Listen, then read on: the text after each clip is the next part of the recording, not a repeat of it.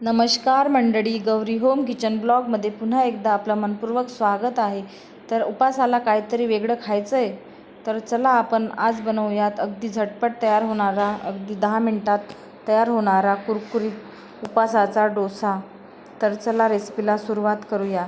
त्यासाठी अगदी लहानांपासून मोठ्यांपर्यंत सगळ्यांनाच आवडेल असा कुरकुरीत उपासाचा डोसा बनवायला अगदी सोपा. तर चला आपण रेसिपीला सुरुवात करूयात. त्यासाठी मी घेतलेलं आहे 1 वाटी भगर भिजत घातलेलं होतं. त्यानंतर 1/4 वाटी साबुदाणा भिजत घातलेला आहे. त्याला आपल्याला चांगल्या प्रकारे रात्रभर भिजत घालायचं आहे. तुमच्याजवळ वेळ नसेल तर तुम्ही अर्धा-पाऊण ताससुद्धा भिजत घालू शकता. त्यानंतर त्यामधील पाणी निथळून घेतलेलं आहे. त्यानंतर आपल्याला हे वाटण बारीक वाटून घ्यायचं आहे. आमच्याकडे याला भगर म्हणतात, तुमच्याकडे काय म्हणतात हे मला कमेंट करून नक्की सांगा. बहुतेक ठिकाणी याला वरईसुद्धा म्हणतात. आपल्याला मिक्सरमध्ये थोडं थोडं करून चांगल्या प्रकारे बारीक वाटून घ्यायचं आहे. माझं इथं बॅटर जास्त असल्यामुळे मी 2दा मिश्रण बारीक करून घेत आहे. त्यानंतर त्यामध्ये आपण जो साबुदाणा भिजत घातलेला तो सुद्धा त्यामध्ये आपल्याला घालून घ्यायचा आहे, बारीक वाटून घ्यायचा आहे. त्यानंतर अर्धी वाटी शेंगदाणे, 2 ते 3 हिरव्या मिरच्या आणि 1 आलू बॉईल करून घेतलेला आहे, तो सुद्धा आपल्याला चांगल्या प्रकारे मिक्सरमध्ये घालून वाटून घ्यायचा आहे. आधी मी शेंगदाणे आणि मिरची त्यामध्ये घालून घेतलेली आहे. त्यानंतर 3 टेबलस्पून दही घालून घेतलेलं आहे. इथे मी आंबटच दही घेतलेलं आहे. त्यानंतर हे मिश्रण आधी आपल्याला बारीक वाटून घ्यायचं आहे. तर बघू शकता इथे थोडं जाडसरच मी वाटून घेतलेला आहे. त्यानंतर आपण जो आलू बॉईल करून घेतलेला होता तो सुद्धा त्याला सुरीच्या मदतीने कट करून तो सुद्धा त्यामध्ये घालून चवीप्रमाणे 1 टेबलस्पून आपल्याला मीठ घालून घ्यायचं आहे आणि हे सुद्धा मिश्रण आपल्याला चांगल्या प्रकारे वाटून घ्यायचं आहे. तर बघू शकता इथे आपलं हे मिश्रणसुद्धा बारीक वाटून झालेलं आहे. अशा प्रकारची कन्सिस्टन्सी आपल्याला हवी आहे. त्यानंतर आपण जे भगरीचे मिश्रण बारीक वाटून घेतलेलं त्यामध्ये हे सगळं पेस्ट आपल्याला घालून घ्यायचं आहे आणि चांगल्या प्रकारे मिक्स करून घ्यायचं आहे. तर एकाच डायरेक्शनने फिरवून आपल्याला दोन्ही मिश्रण एकजीव करून घ्यायचं आहे. इथे पीठ मला घट्टच दिसत आहे, त्यामुळे मी थोडं त्यामध्ये पाणी घालून घेणार आहे.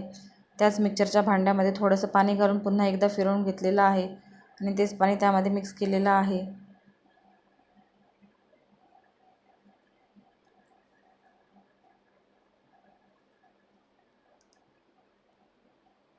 तर इथे बघू शकता आपला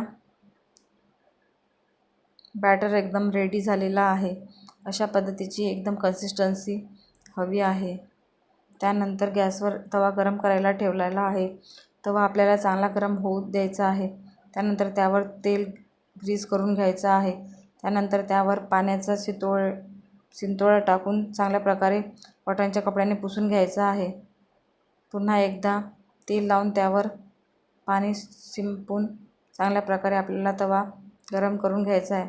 तर इथे बघू शकता त्यानंतर आपल्याला थोडंसं बॅटर टाकून एकाच डायरेक्शनने फिरवून डोसा आपल्याला पसरवून घ्यायचा आहे. त्यानंतर कढईला साईडला तेल लावून आपल्याला डोसा चांगल्या प्रकारे त्याच्या कडा सुटेपर्यंत आपल्याला शिजवून घ्यायचा आहे. तर इथे बघू शकता डोस्याचा कडासुद्धा सुटलेला आहे. त्यानंतर आपल्याला डोसा पलटवून घ्यायचा आहे. तर तुम्हाला हवं असेल तर तुम्ही डोसा एकाच साईडने शिजवू घेऊ शकता. इथे मी दोन्ही साईडने डोसा भाजून घेतलेला आहे. त्यानंतर पुन्हा एकदा एक डोसा करून दाखवते. तर बघू शकता पुन्हा बॅटर आपल्याला तव्यावर टाकून चांगल्या प्रकारे एकाच डायरेक्शनने फिरवून घ्यायचा आहे. तवा आपला चांगला गरम असला की बॅटरसुद्धा चांगल्या प्रकारे असते. तर बघू शकता इथे दुसरा डोसासुद्धा चांगल्या प्रकारे आपला निघलेला आहे आणि बघायला सुद्धा एकदम जाळीदार आणि कुरकुरीत आहे. अगदी झटपट आणि 10 मिनिटात तयार होणारी रेसिपी आहे. ही रेसिपी तुम्ही उपवासासाठी नक्की ट्राय करून बघा आणि कमेंट करून सांगा की डोसा कसा झाला. तुम्हाला ही रेसिपी आवडल्यास लाईक करा, कमेंट करा, शेअर करा आणि चॅनलवर नवीन असाल तर सबस्क्राईब करा आणि असेच माझे नवनवीन व्हिडिओ बघत राहा. तर चला भेटूया पुन्हा एकदा नवीन रेसिपीमध्ये. तोपर्यंत बाय. धन्यवाद.